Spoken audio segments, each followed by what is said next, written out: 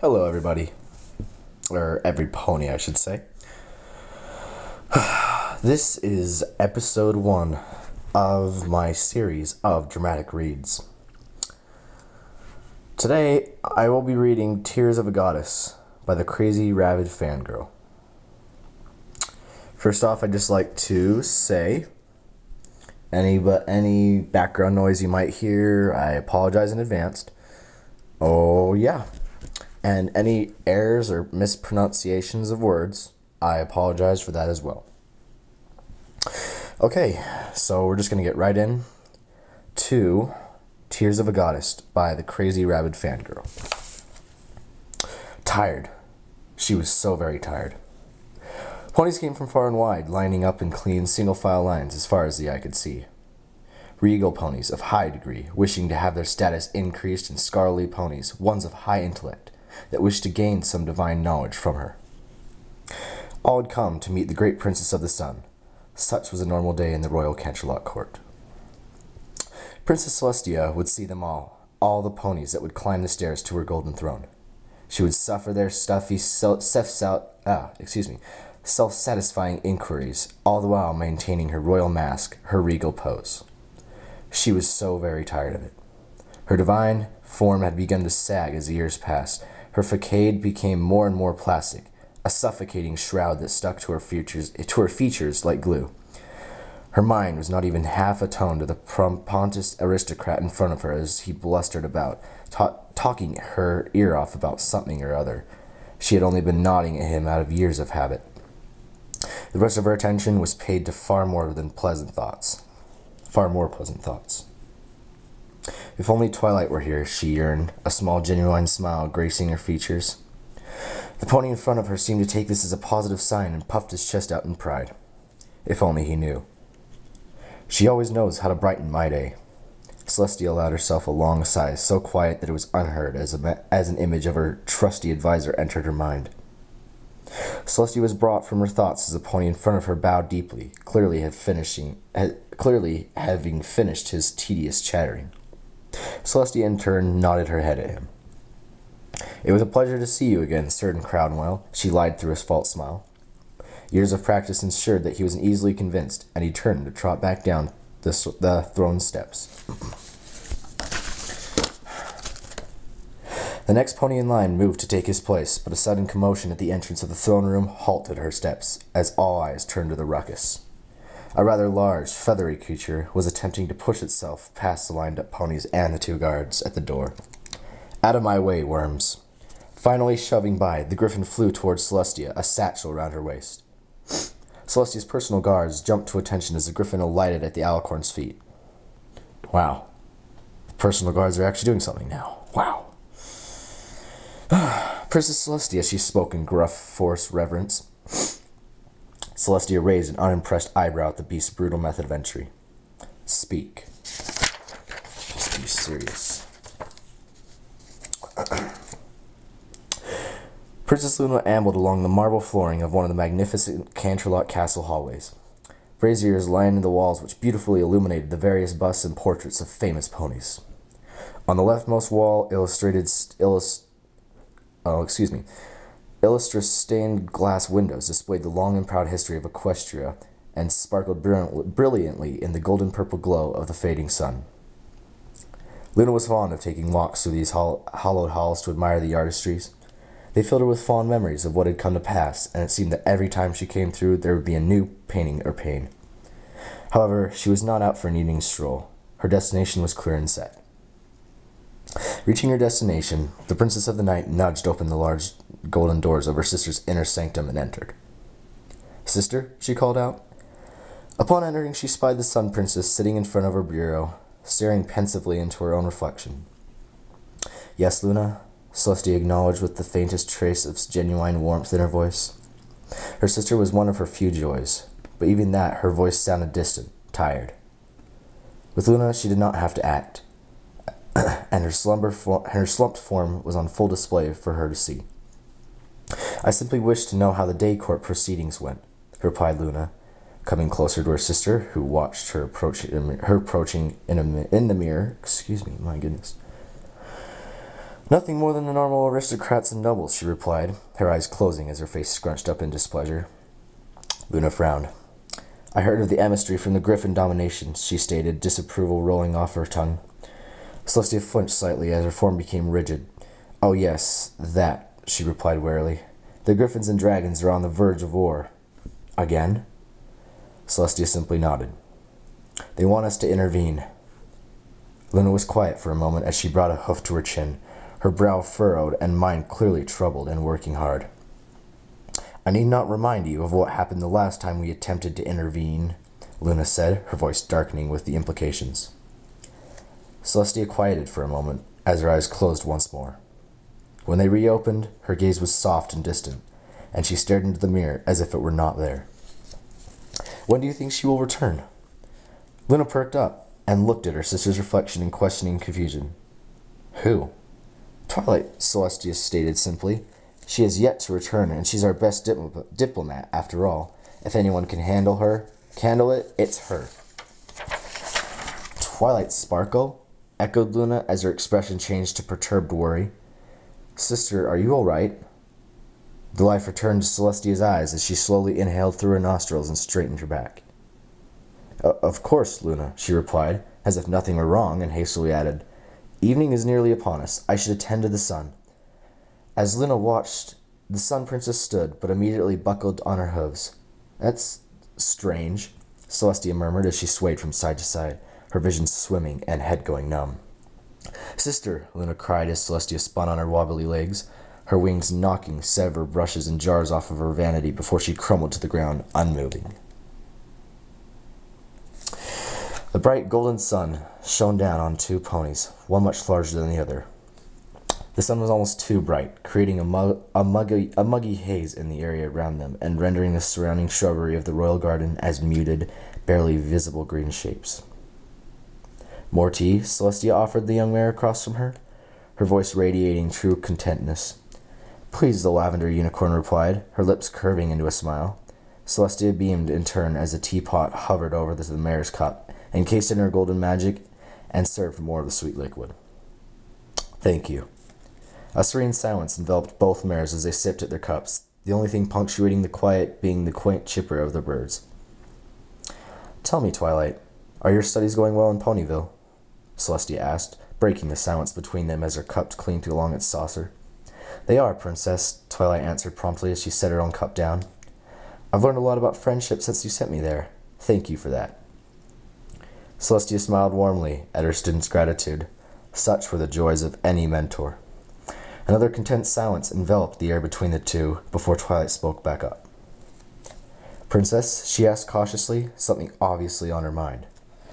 Yes, my faithful student, the alicorn replied pleasantly, happy to answer any questions a young unicorn might have.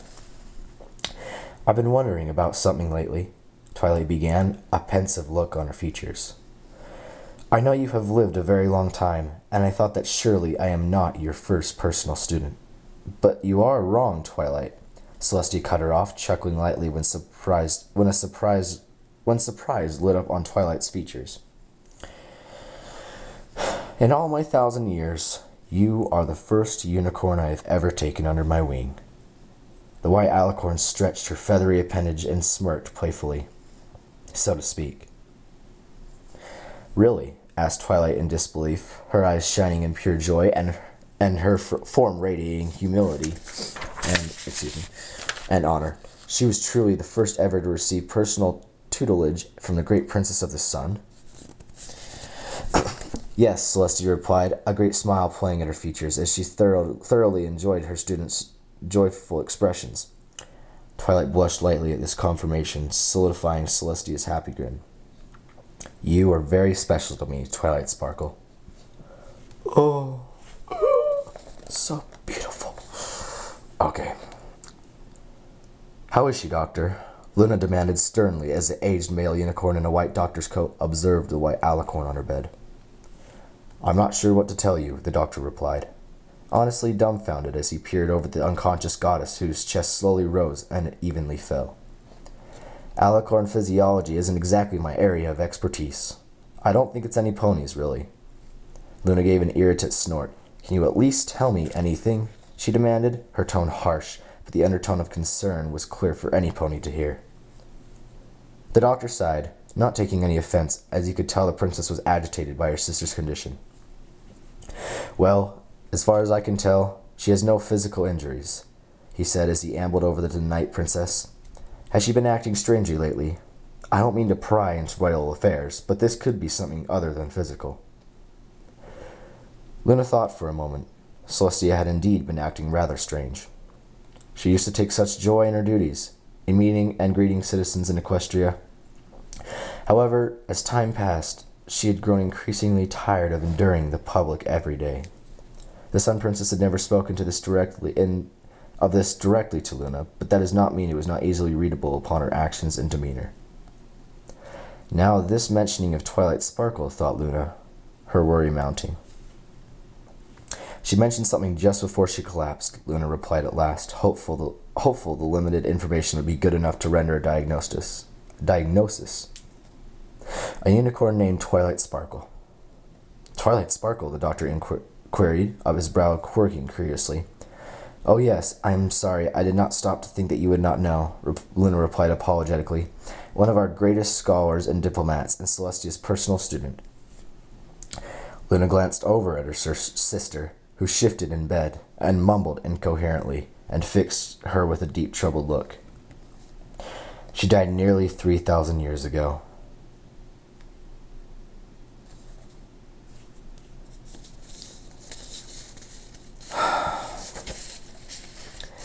With a groan, Celestia stirred from the depths of her unconsciousness. Gently, she blinked the darkness of sleep away and took in the sunlight spilling in from her window. The sun? She thought to herself before the previous day came crashing back to her and her eyes flew open as she bolted upright. She immediately regretted this, however, as her head throbbed and forced her to lie back down. But I never set the sun, or raised it. A pang of panic entered into the goddess' mind. Celestia's attention was diverted to her bedroom door as it slowly creaked open, wherein walked the answer to her panicked thoughts. Luna. Celestia's entire body relaxed, and she sighed in relief as the midnight blue alicorn entered the room and cantered over to her. Sister. Luna smiled as Celestia leaned up as best she could in bed. I am glad to see you are awake. What happened, Luna? Celestia questioned. Luna's relieved expression fell into one of deep concern. You collapsed and have been comatose since yesterday evening. Celestia paused for a moment as she took in this information. And what of the sun? She asked, her tone flat, as if she did not care at all about what Luna had just said. I said it yesterday evening after you had collapsed, and raised it this morning. I hope you do not mind, Luna answered as she came closer to her sister. Sister, you really should not, Celestia waved away Luna's concern as she, thought clearly unstable, began to remove herself from the bed and spoke in a detached monotone. I need to return to my duties. I presume the day court has already begun. Luna nodded, her troubled expression twisting even further as she took in the pitiful sight of her mighty sisters wobbling out of bed. Please, sister, you should rest. She urged as she gently placed a hoof against the white alicorn's shoulder, halting her movements. 1 second. Getting thirsty. Pardon me. Luna nodded. Excuse me. I'm all right, Luna. I need to attend to my duties. I need to see to the... Celestia trailed off as she held her tongue from uttering the word that would express her deeper, truer distaste that had grown towards her royal obligations. Allow me to preside over the day court. You must rest after what had happened, and should not so hastily return to your duties, Luna pleaded, meeting Celestia's gaze with her own. Please, sister. Celestia could see the raw worry shining in her sister's blue orbs and relented, allowing her body to slump. May I at least be up and about? I don't want to remain in bed all day, Celestia queried, a small playful undertone in her voice as she asked her young sister for permission. A smile forced its way onto Luna's features, as it was rare to hear her sister sound playful at all nowadays. As you wish, but you are not to take the burden of any royal duties, understand? Luna chided with a wink, which brought a weak smile to Celestia's own face. Sorry, guys. After giving a tired nod, Celestia was allowed to rise to her hooves. The Night Princess made absolutely sure that her sister was going to be all right on her own before she left the room, the duties of the day court demanding her attention.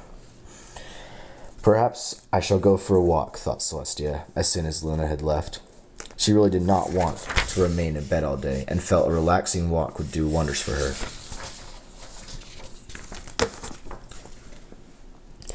After removing her royal regalia and placing it atop her vanity case, she was supposed to be relaxing after all. The Sun Princess exited her room and began her walk down the hallway, wandering aimlessly. As she walked, she noted that the royal Canterlot guard were eyeing her very closely, apparently having been informed by Luna of her condition. However, she pained them to not mind, as she was far too busy enjoying her stroll. It felt as though this was her first moment of relaxation in several centuries, and she relished it to such. The sun that washed in through the stained glass windows and bathed over her felt rejuvenating, making her feel slightly more whole. Having not raised the sun that morning had left her feeling slightly off. In fact, as her gaze kept shifting towards the windows, and thus out into the open world, she felt a yearning building within her to be out in the beauty of it all. Or maybe a stroll through the gardens, then.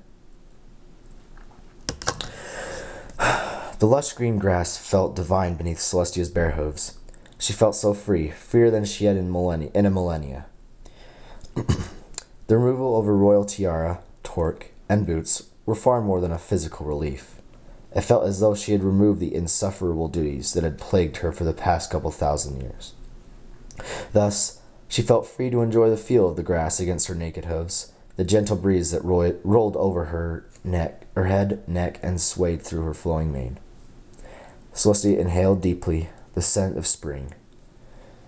All was peaceful, all was quiet. Only she was about to enjoy the royal gardens. Her senses were ablaze with the beauty of the colorful array of flowers, the tall hedges trimmed into various and intriguing shapes, and the many rare and exotic trees that could be found nowhere else in the known world. Before long, she felt the crunch of pebbles and rocks beneath her hooves. Without even realizing it, they had led her deeply into the gardens, into the inner sanctum which great ponies of lore were honored for all eternity. Celestia had known most, if not all of them. Once, in distant time, she had enjoyed walks through this sanctum, where she would reflect upon these famous ponies, now long passes into timeless memories. Celestia observed the statue with momentary interest as she carried herself through until she unwittingly, or perhaps purposefully, found herself in the most hallowed of the garden's displays, the granite reliefs of the elements of harmony. Even though they had slipped into the fog of ancient history for the rest of Equestria, Celestia remembered these 6 great ponies very clearly, one of her fondest memories being that time long ago. Most important of all, however, was one particular statue, which she came to a halt in front of. "It is good to see you again, my faithful student," Celestia said to the large stony effigy of Twilight Sparkle. The goddess felt herself begin to shake as an indescribably empty feeling welled up within her, and her voice came out as a choked quiver. "I have missed you dearly."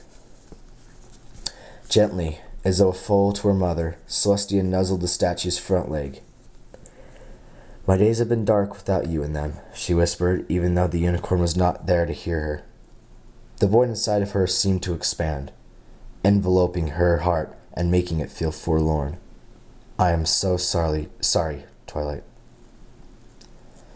Celestia retracted herself from the statue and gazed up at its face, a beautifully sculpted expression of contentness and joy. She had been there when it was carved from a lavender mare. Perhaps that was why her face shone so brightly, despite the stone it was made of. "Can you ever forgive me?" Celestia wondered aloud. "Can I ever forgive myself?" This is deep.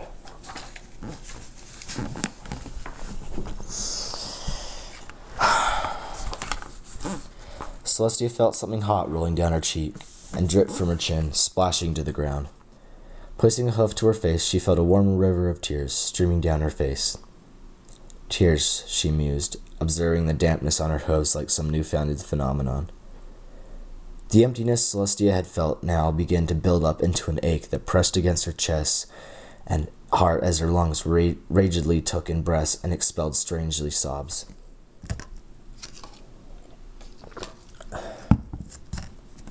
However, the ache began to sting her, and she brought a hoof to her chest as her posture began weak and her face scrunched.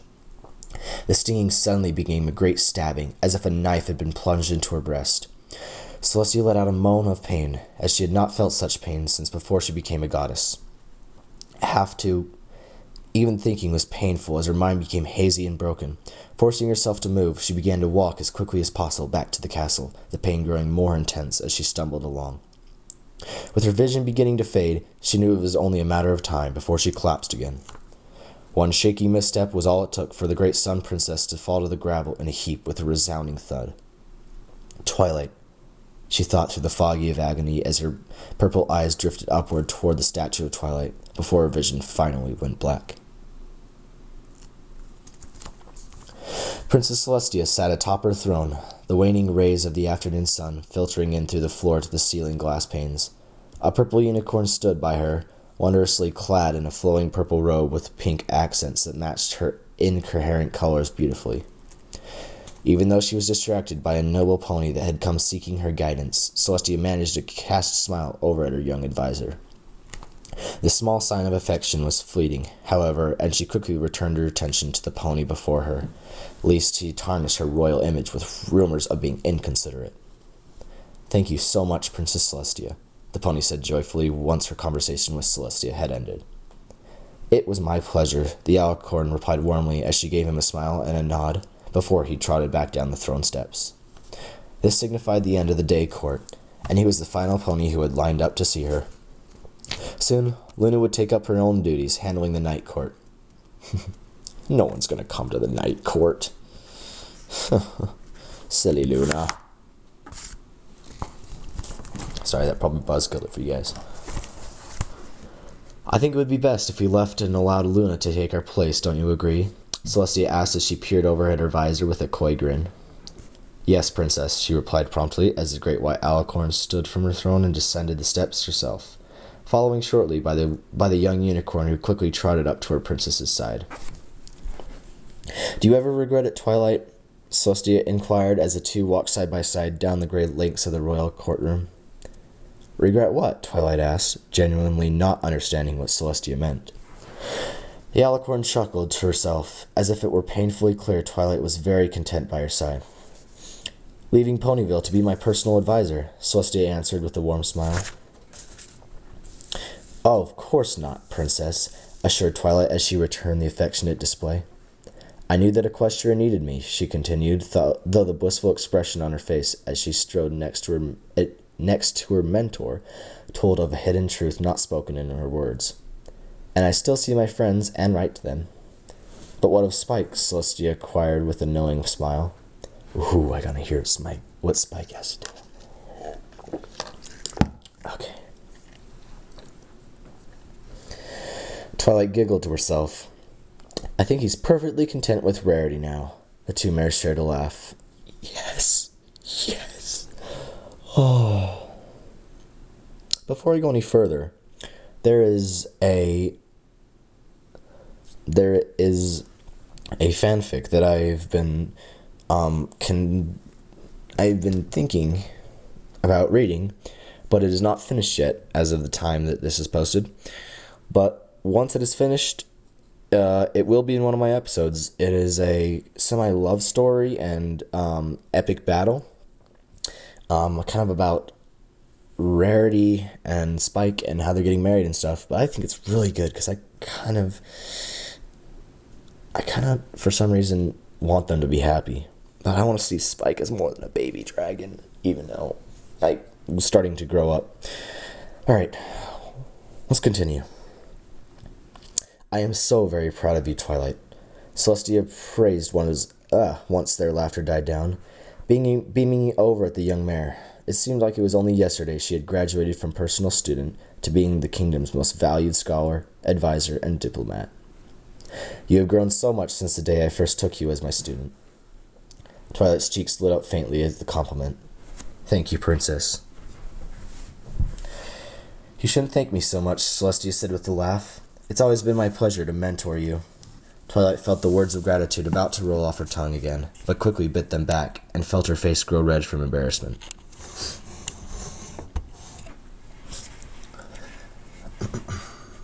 Sorry, excuse me. By then, the two had wandered out into the corridors of the castle, and even though Celestia was heading toward her personal studies, Twilight remained steadfastly by her side. Would you care to join me in my study tonight? Celestia asked, almost rhetorically, as if it were abundantly clear that the young mare was coming with her anyway. I'd love to. Do a little cut off here, sorry. Princess. Celestia began to stir, a faint muffled voice echoing in her ears. Princess. The alicorn cracked open an eye, the sight of Twilight's statue filling her vision once more. Princess.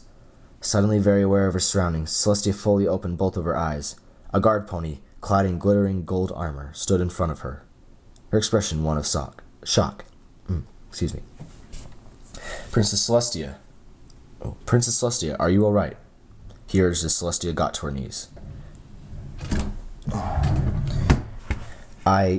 She mumbled distantly as she placed one forehoof firmly on the ground. Yes, I'm all right, she assured as she struggled to her hooves. Princess, I think we should call Princess Luna immediate. Celestia felt something hot roll down her cheek. Oops. Pardon me for that dreadful buzzkill. No. The guard pony was startled by his princess's outburst. Quickly, Celestia composed herself. I'm sorry, Princess Luna absolutely must not hear of this. Do you understand? She ordered far more pleasantly than her initial outburst, but still carried a great deal of authority. The guard was cowed by the royal power of the alicorn.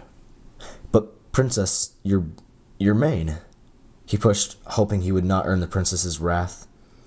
My mane, Celestia replied in bemusement. Craning her neck, she looked back at her flowing locks and was shocked at what she saw. Her mane, once flowing under some form of magical influence inherent to her being, was still and lifeless. Among that, the multi-hued color had begun to fade, the blue, the green, and the pink having become muted, almost grayish in color. Celestia turned her head back toward the guard, but her attention was focused on the ground, her head held low. What is happening to me? After a moment's contemplation, she raised her head back to the guard. Tell no pony, she said curtly before cantering past the guard, unsteadily making her way back toward the castle. I should rest in my study, she thought, the feeling of exhaustion that had built up over her the past few centuries beginning to feel almost unbearably heavy.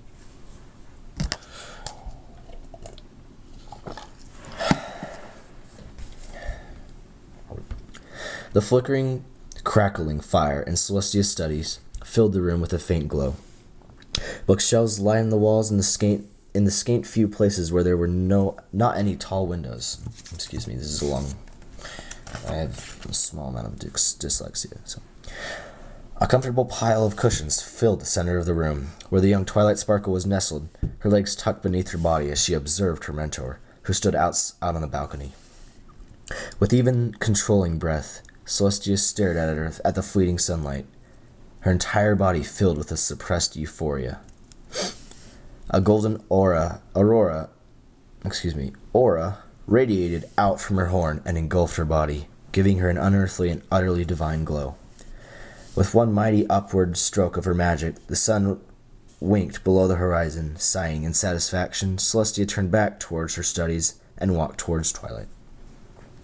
Philomena, who stood silently perched atop a bird stand in the corner, observed how the young unicorn watched her mentor re-enter the room with awe on every aspect of her features. Celestia, without any further distractions, took her place next to Twilight, comfortably burrowing into the pillows next to her. It's always amazing, no matter how many times I see it, Twilight said in admiration as she pressed herself against her mentor's side in utter contentment. I'm glad you enjoy it, Celestia replied as she nuzzled Twilight. Princess, Twilight piped up as Celestia retracted her head. Please, Twilight, Celestia interrupted. We are alone here, and I am no longer strictly your teacher. Call me Celestia. Twilight grinned sheepishly as she blushed crimson. Celestia, she quavered, not using the addressing her mentor without title. Not used to addressing her mentor without titles. Yes, Celestia replied, her voice full of mirthful teasing as she enjoyed the little reaction she prodded out of the shy unicorn. Even after all these years, she was still the awkward little filly she had first met in that examination room. Twilight was silent for a moment, her brain working to come up with the proper words to form a question. "What do you think the afterlife is like?" she blurted out, unable to find any more elegant way to put it. Celestia was slightly taken aback. Twilight was by no means the teenage mare she had been when she left for Ponyville. Although she was not an elderly pony either, and thus this line of questioning, more often pondered by those near the end of their life, surprised her. "That's quite a mature question for you to ask," Celestia observed, a hint of pride in her voice. Twilight looked up at her mentor with eager anticipation. "But I'm afraid I don't know." "You don't know?" Twilight repeated in shock. "But you know everything." She's not God. She's not God. All right. Celestia grinned as such an adorably ignorant thing to say. Was she truly held in such high regard? "There are things even I don't know, Twilight," she explained. "I cannot possess knowledge of things I have not experienced firsthand, nor have I known any pony who has." Twilight suddenly felt very foolish. You felt foolish. It made sense that the alicorn would not know, given these circumstances. Celestia's features grew soft, and her mouth drew into a tiny smile as she observed the embraced blush and an awkward expression on the unicorn's face. "No pony can truly know, but I'm sure that it is a wonderful, glorious place of eternal peace and happiness, where all ponies must someday go." She spoke in a voice barely above a whisper with the faintest air of longing.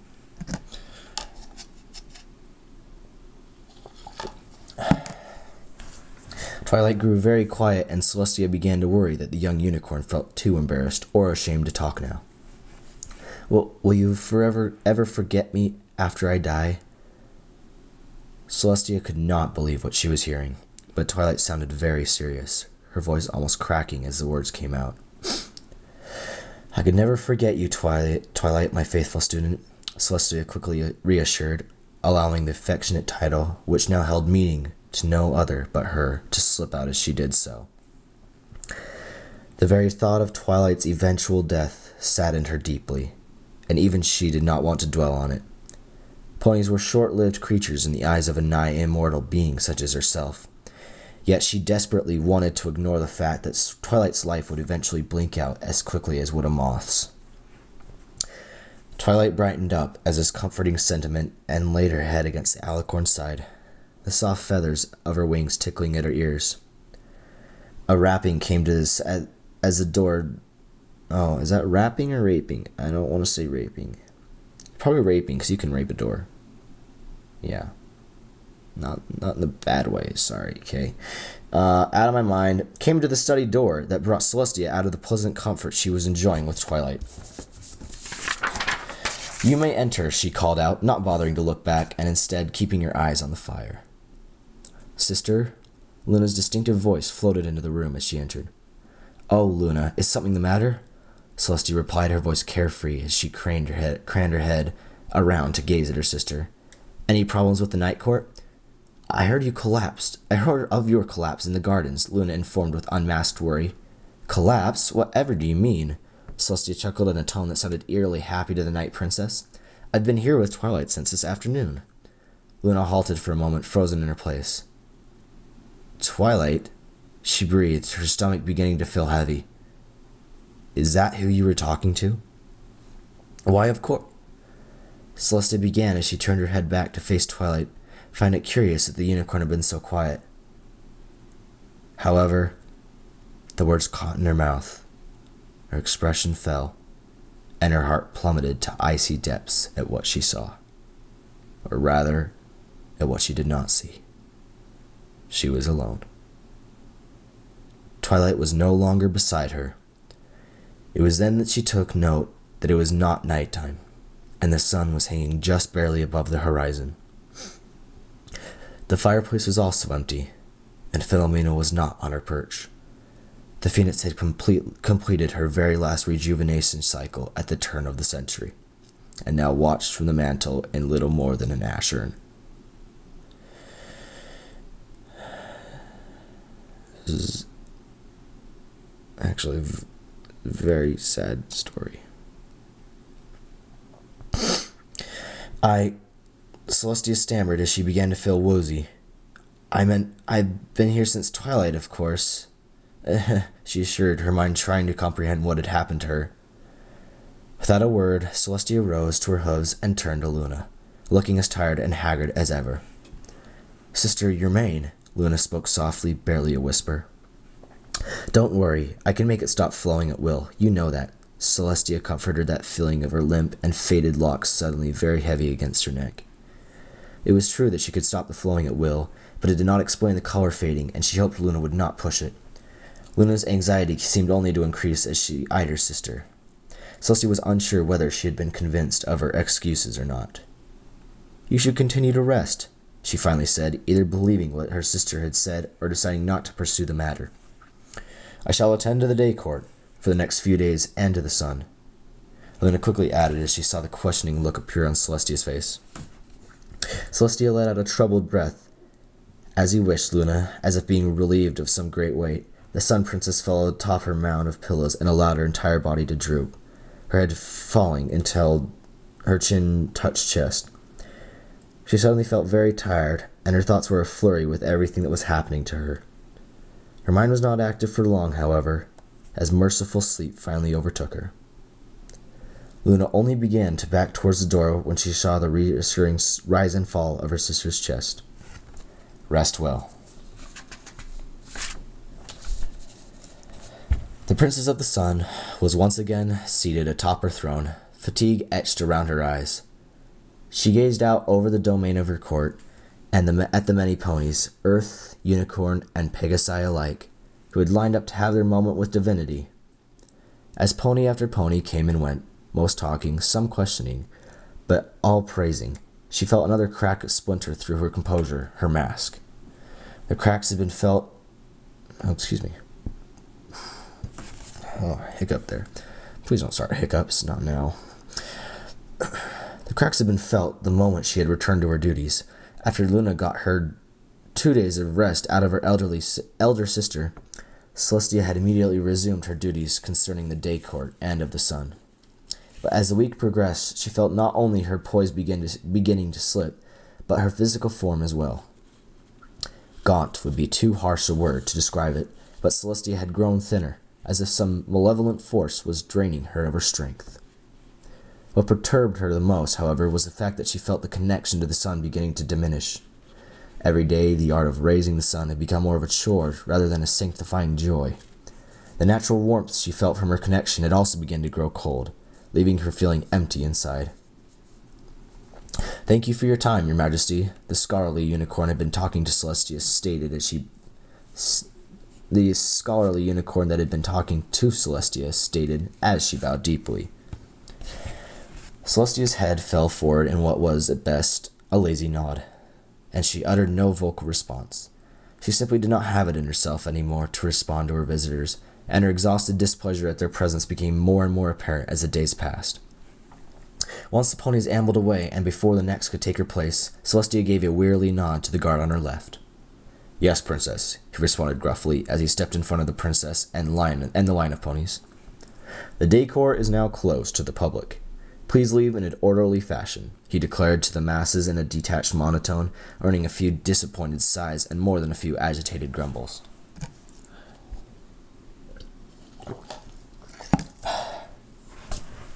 As the noble and scholarly ponies were herded out of the vast chambers by several guards through one of the double doors, a procession entered in through the opposite door.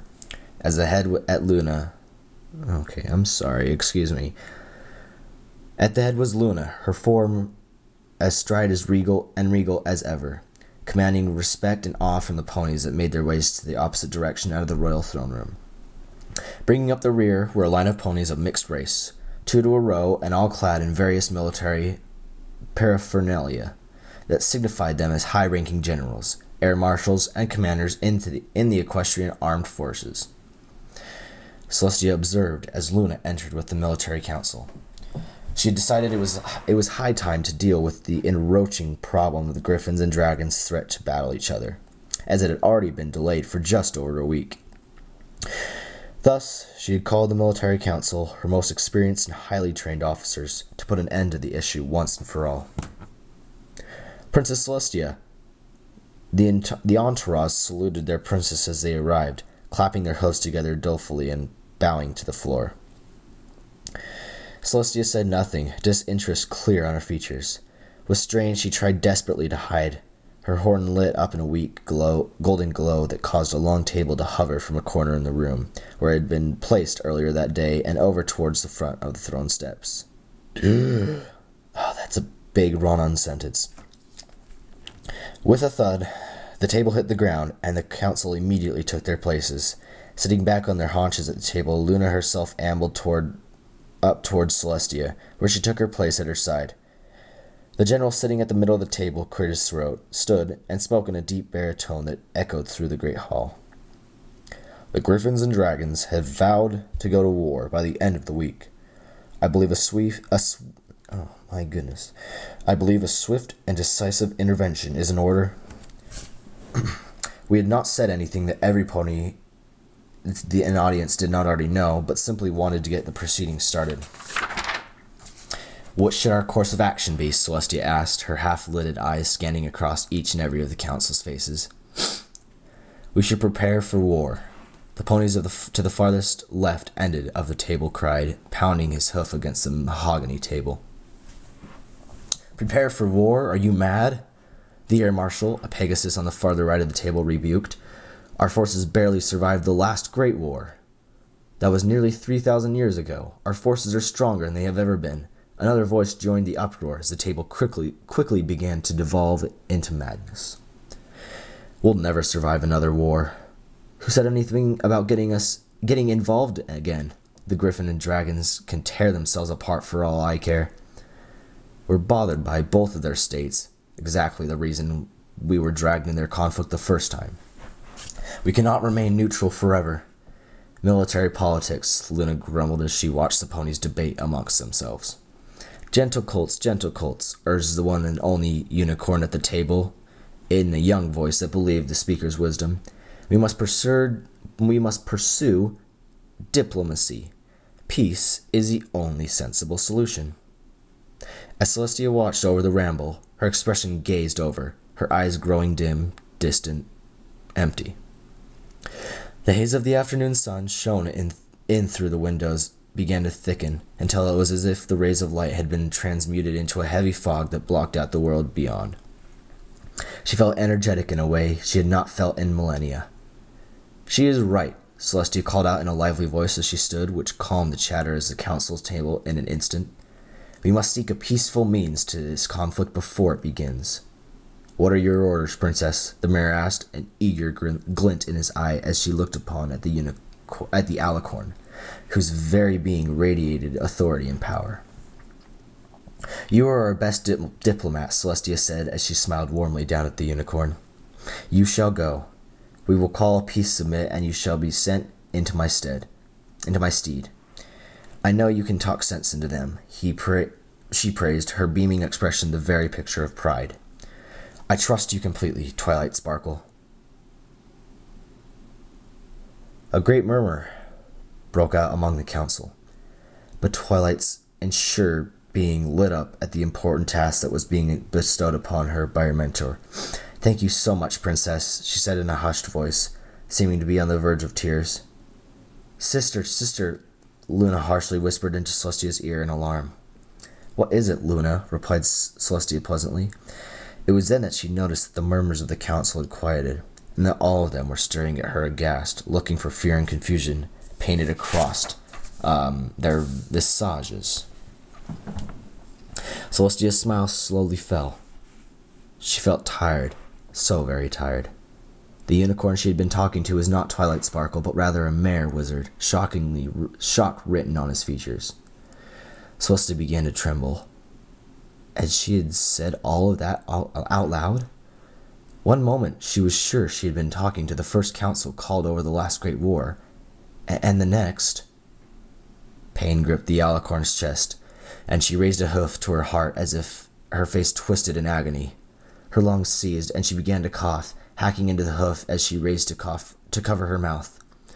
When her coughing fit finally died down, she was left feeling weaker than she had ever felt before. It felt as though any moment her hooves would give way beneath her. Trembling violently, she drew her hoof back, and her eyes widened as what she saw. Blood? She peered at the crimson ichor smattered across her golden boot through eyes that faded in and out of focus. Celestia slowly raised her head in a strange moment of clarity. The room seemed bright, almost ethereally bright. It felt as though she could see everything for the first time in her long life, and the horrified faces that gazed up at their goddess seemed to be the last thing for her to worry about at that moment. Her head felt light, her entire body felt serene, and she felt a blissful fog cloud her thoughts as her body failed her and she fell forward, the last image of her fading image being terrified look on her sister's face. Sorry, I can't handle these run-on sentences.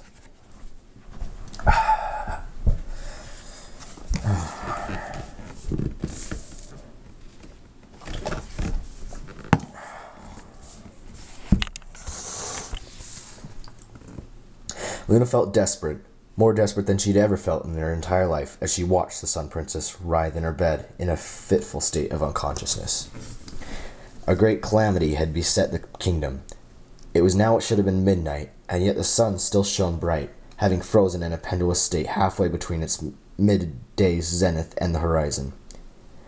Agony not only afflicted the white alicorn's features, but her sisters as well. Luna did not know what to do. The sun's persistent state in the sky had caused a panic to ripple throughout Equestria.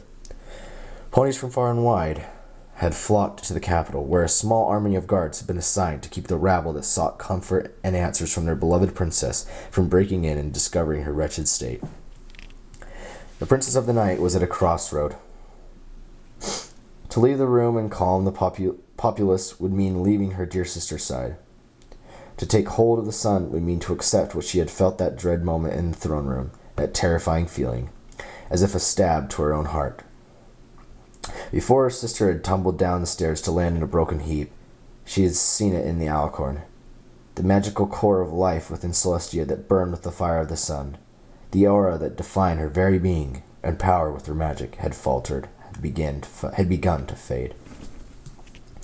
It was like watching a great wind assail a defenseless flame, and in that moment, the pieces had fallen into place in her mind. Luna's features twisted in sympathetic pain, tears stinging at her eyes as she laid her hooves upon her sister's restless form. When we took the elements of harmony upon ourselves, we knew that this great power would not last forever. She spoke so softly, as though comforting a frightening foe, despite speaking only to herself. I never thought it would be you to succumb to this first, dear sister. Voice choking, tears began to fall unrestrained from her eyes. Calling a doctor at this point would be a moot cause, but the queer pain her sister was enduring tore at Luna's heart. She had a decision to make. The kingdom cried for a leader, a cry that resounded through the hallways of the castle. The moon screamed to be raised, a scream that broke against her mind like waves against the rocky shore. It was an unnatural thing for the sun to be still for so long, and if she did not act, cataclysm untold would befall Equestria. The chaotic reign of discord would seem but a fanciful daydream in its wake. Peals of thunderous lightning echoed outside the great, hollowed throne room. The sun appeared as a mere golden circle, suffocated behind the dark gray clouds that had formed over Canterlot. Celestia sat alone, save for her personal guards, the day court vacant with the torrential rays as the cause. Sheets of water pounded against the window, and the window howled, causing the glass to creak painfully. It was a dreary day to hold a peace summit. Celestia felt anxiety welling up deep within her and solidify, as cold and as weighty as pure ice. Her regal posture allowed her to prevent this from being known to any but the most astute observers, but she was nervous beyond any comprehension she could recall in recent memory. She did not know what she had been thinking to send her most precious advisor, student, confident and friendly, to handle the matter instead of going herself. Her reasons were not selfish. She had spoken true when she said Twilight was her best diplomat and that she had trusted her completely.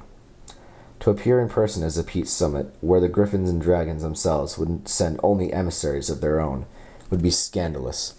Either side could provoke the other in an instant under the assumption that she was using her divinity as a weapon against them, influencing them through magical means or otherwise.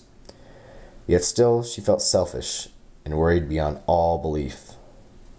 "I pray you are well, my faithful student," thought Celestia, allowing herself a moment of indulgence as her form sagged in unease. A thunderous crack whipped through the air, startling the guard ponies. But Celestia remained still in her royal pose. Another crack quickly followed, however, and it was a sound made by pony and not nature. The great throne room double doors heavily opened with a mighty groan and slammed into the walls. With desperate speed, in flew a haggard Pegasus, and at this intrusion the princess did rise. "Princess, princess!" the Pegasus cried in breathless determination as he came to a skidding stop at the foot of the throne steps. "Calm yourself," Celestia spoke in a voice that would soothe even the most savage beast as she descended her throne to meet the newcomer. Probably won't soothe an Ursa Major. The Pegasus took several deep breaths to calm himself, taking a final gulp of air before speaking. "Princess, the peace summit." The alarmingly frantic tone in the messenger's voice gave dread reality to Celestia's churning anxiety, and she felt herself begin to tremble as her heart beat rapidly. "Speak," she demanded in a voice sharpened by her fears.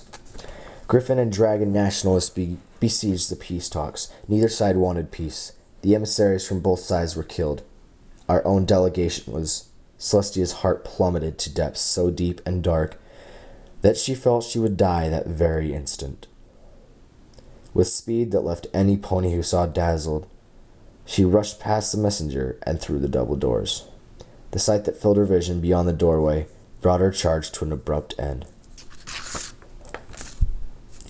Dripping wet, their hooves covered in mud, a precision of guards were entering through the castle front doorways. Across their backs were supported the wooden poles of a stretcher, and seeing the figures atop it shattered something within the Sun Princess. Celestia's form was motionless as her purple orbs trailed along with the precision, which drew nearer and nearer to her until finally they knelt and deposited their burden at the alicorn's feet. Maimed, broken, bloody, and wet lay a lavender mare, her mane torn and her horns splintered.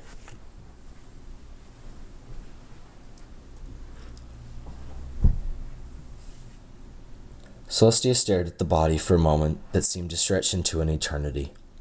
The inner machinations of her mind a jumble of emotions and denials, hoping upon hope that it was all some cosmic joke, that discord was once again free and tormenting her. Then, with a great crash, everything sunk in. Everything felt very real, and a great wail escaped her lips. Falling to her knees, she prostrated herself over the lifeless body and let out a cry that would have chilled even the most battle-hardened of warriors to the core. Tears poured unabated from Celestia's eyes and out onto the lavender coat of her fallen student. Something inside of her broke. A piece of her very being had died at that moment. A part of her soul had departed within the young unicorn. With a cry of despair, Celestia jerked upright in bed, utterly terrifying the midnight blue alicorn at her bedside. "Sister," Luna cried as she took a startled step backwards, Sister, are you all right? The weakness of her unearthly form suddenly weighed down on her, now outside of her dreamscape, and forced Celestia to fall backwards again into her bed. Her eyes blinked slowly as tears leaked from the corners, trailing down the sides of her face and soaking into her pillow. A coughing fit jerked Celestia from her motionless state, twisting her body as she hacked into her hoof. Droplets of blood splattered across her hoof, and once the fit subsided, was left trailing down from the corner of her mouth. A milky gaze overshadowed her purple orbs as her breathing came into laborious spurts, air wheezing through her battered lungs. Excuse me.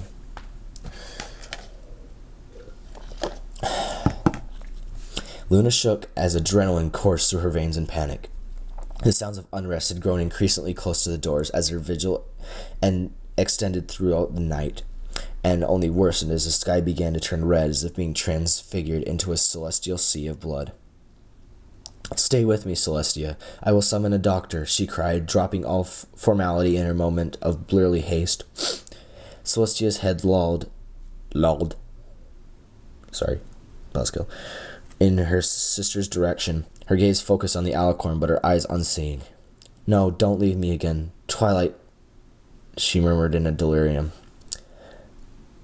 Luna's heart broke at that very moment, and with tears trickling from her eyes, she tore herself away from the side of her dying sister and headed for the door, knowing what she had to do. Celestia's gaze lingered on Luna's departing form, renewed tears rolling down her features. As her breathing slowed and came in shorter and shorter bursts, she found herself staring up at the ceiling once more. She felt so very tired. Perhaps she should rest? Half-lidded eyes traced the cracks and lines in the stony roof above her, bathed in a near crimson light from the distorted sun. Then a light that shone as brightly as a new-day sun. Stones cracked, splinters of light shining through the creases, peeling away as though mere fabrics. The layers of the world rolled back against upon themselves. Then she felt it. The light consumed her and filled her, and she felt all of her aches and worries melt away. Behind the peeling stone, a glorious sight presented itself.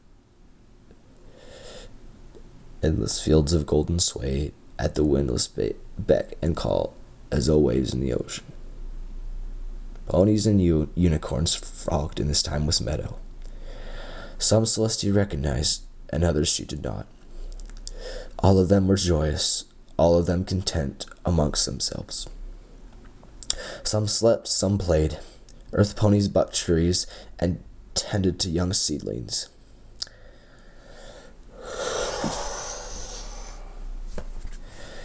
And where the field of gold stretched out and met the edge of the world, a sea of azure stretched back as its mirror image reflected upon the sky. Pegasi of every color of the imagination flew and flipped through the blissfully peaceful air. Clouds dotted the skies, whereupon other Pegasi lay sleeping, not a worry upon them. Celestia's eyes dimmed, a peaceful smile spreading upon her face. Her heart began to slow as her breathing came in even shorter intervals. She felt herself about to drift away onto the endless waves of amber, but something gave her pause. A figure began to approach her from the horizon. It drew closer and closer, until at last, even in her weakest state, she could make the mare out. Twilight. A knowing, comforting smile graced the lavender mare's features. "I'm sorry," Celestia breathed, a sob welling up within her throat as tears streaked from her slowly blinking eyes. She had waited thousands of years for the moment where she could at long last utter those words of regret, of sorrow, of guilt to her student. And as they left her, it felt as though an unbearable burden had been lifted from her. Twilight's eyes twinkled with a love that transcended all of time and spoke a message more meaningful than any other words could ever convey. "I forgive you."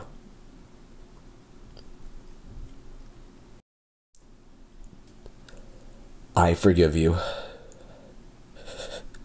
A serene and placid smile drew itself upon Celestia's features as she felt her mind beginning to float out across those soothing waves of gold.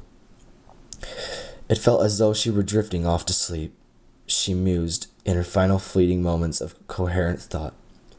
With a lingering sigh, the final breath of her lungs escaped past her lips, and her chest fell, never to rise again.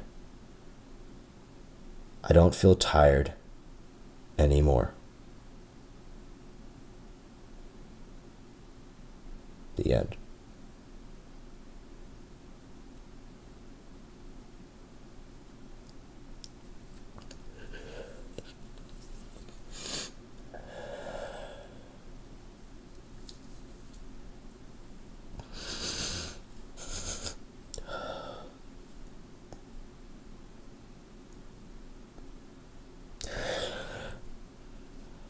Oh.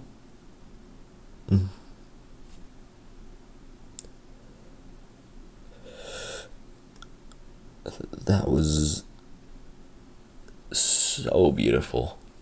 That was such a beautiful story.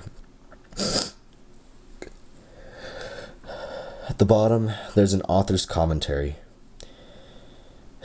He says he'd like to thank his amazing editor, who worked tirelessly to help me polish this to a shine. You were awesome. Thank you.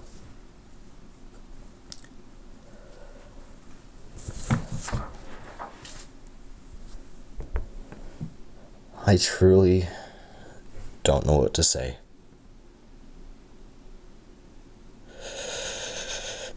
Never before have I read a story that is so intriguing, that involves Celestia, because most involve lesser known characters, which I have seen, yet this story brings a whole new meaning to Celestia, one that I will never see again. I will never see her the same way that I have after reading this story.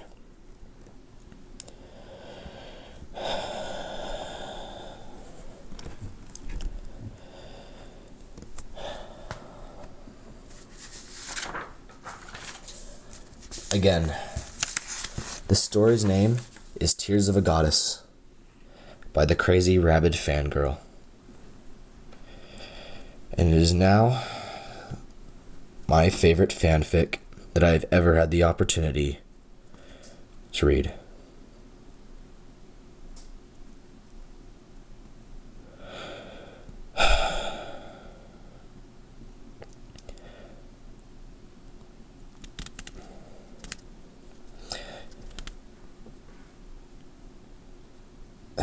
You can see there is a link to find this fanfic below, as there is a link to the Crazy Rabbit Fangirl's page for more of what she/he might be doing.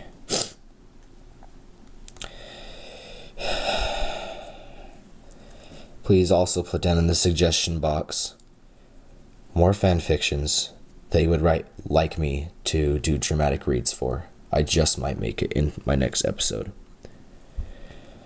Thank you. My name is Jake, and this has been Tears of a Goddess.